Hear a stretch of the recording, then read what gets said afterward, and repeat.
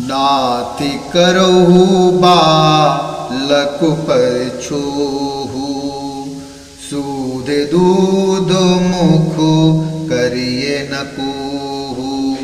जो पे प्रभु प्रभाव कछु जाना, जो पे प्रभु प्रभाव कछु जाना, तो की बराबरी करती अयाना, तो की बराबरी करती अयाना। जो लरिका कछु अचिगर करही, गुरु पितु मातु मोदु मनु भरही। करी कृपा शिशु सेवक जानी, तुम समशील धीर मुनि ज्ञानी। करिय कृपा शिशु सेवक जानी, तुम समशील धीर मुनि ज्ञानी। हे नाथ, बालक पर कृपा कीजिए, इस सीधे और दूध मुँह बच्चे पर क्रोध न कीजिए। यदि यह प्रभु का अर्थात आपका कुछ भी प्रभाव जानता, तो क्या यह बेसमझ आपकी बराबरी करता? बालक यदि कुछ चपलता भी करते हैं, तो गुरु पिता और माता मन में आनंद से भर जाते हैं। अतः इसे छोटा बच्चा और सेवक जानकर कृपा कीजिए। आप तो समदर्शी, सुशील, धीर और ज्ञानी मुनि हैं। राम बचन सुनी कछु को जुड़ाने, कहे कछु लखनु बहुर मुस्काने। हंसती देख नख सिकिर सुव्यापी, राम तोरु भ्राता बड़ पापी। गौरी शरीर श्याम मनु माही, कालकूट मुख पै मुख नाही। सहिज टेढ़े अनुहरई न तोही, नीचु मीचु समु देखे न मोही। नीचु मीचु समु देखे न मोही।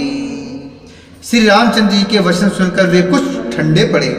इतने में लक्ष्मण जी कुछ कहकर फिर मुस्कुरा दिए। उनको हंसते देखकर परशुराम जी के नख से सिका तक सारे शरीर में क्रोध छा गया। उन्होंने कहा, हे राम, तेरा भाई बड़ा पापी है। यह शरीर से गोरा पर हृदय का बड़ा काला है। यह विषमुख है, दूध मुहा नहीं, स्वभाव से ही टेढ़ा है, तेरा अनुसरण नहीं करता, तेरे जैसा सीलवान नहीं है। यह नीच मुझे काल के समान नहीं देखता, अर्थात यह नीच मुझे काल के समान नहीं देखता।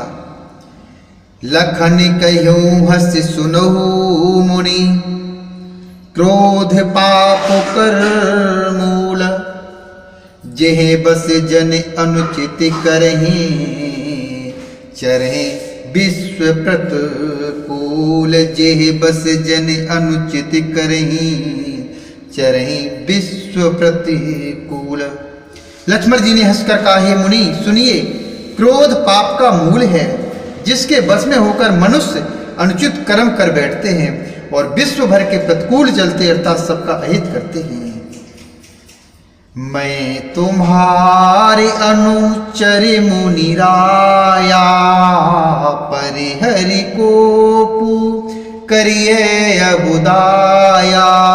टूट चापो नहीं जुरे साने, बैठिए हो ही पाए पिराने। टूट चापो नहीं जुरिए रिसाने, बैठिए हो ही पाए पिराने।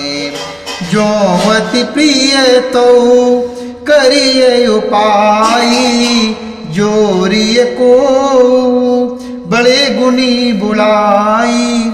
बोलत लख नहीं जनकु डिराही, मष्ट करहुवनु जेतु भले नाही। बोलत लखन जनकु डेराही मष्ट करहु अनुचित भले नाही। हे मुनिराज, मैं आपका दास हूँ, अब क्रोध त्याग कर दया कीजिए। टूटा हुआ धनुष क्रोध करने से जुड़ नहीं जाएगा। खड़े खड़े पैर दुखने लगे होंगे, बैठ जाइए।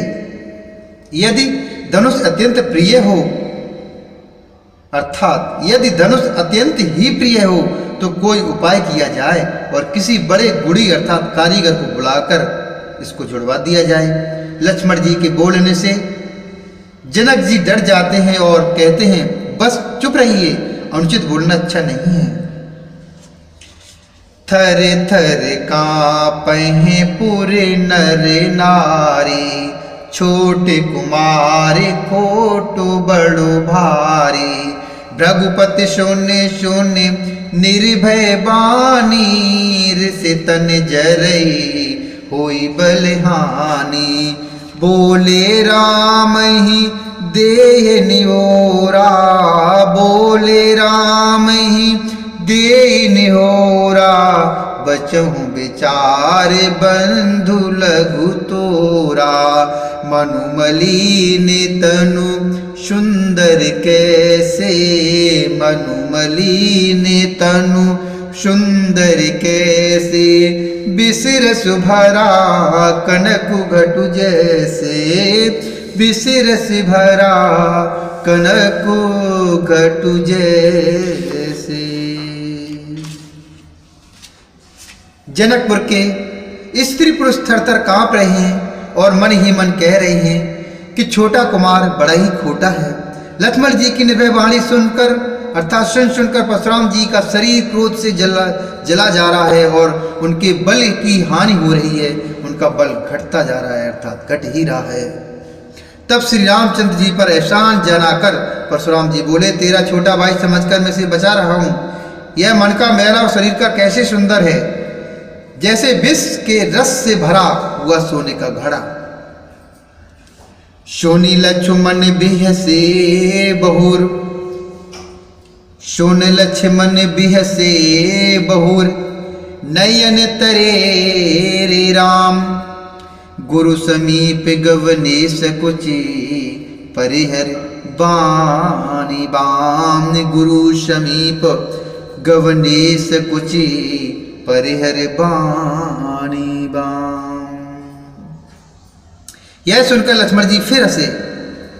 तब श्री रामचंद्र जी ने तिरछी नजर से उनकी ओर देखा, जिससे लक्ष्मण जी सक्चा कर विपरीत बोलना छोड़कर गुरु जी के पास चले गए। ओम श्री रामाभ्याय नमः। ओम श्री हरि नारायणभ्याय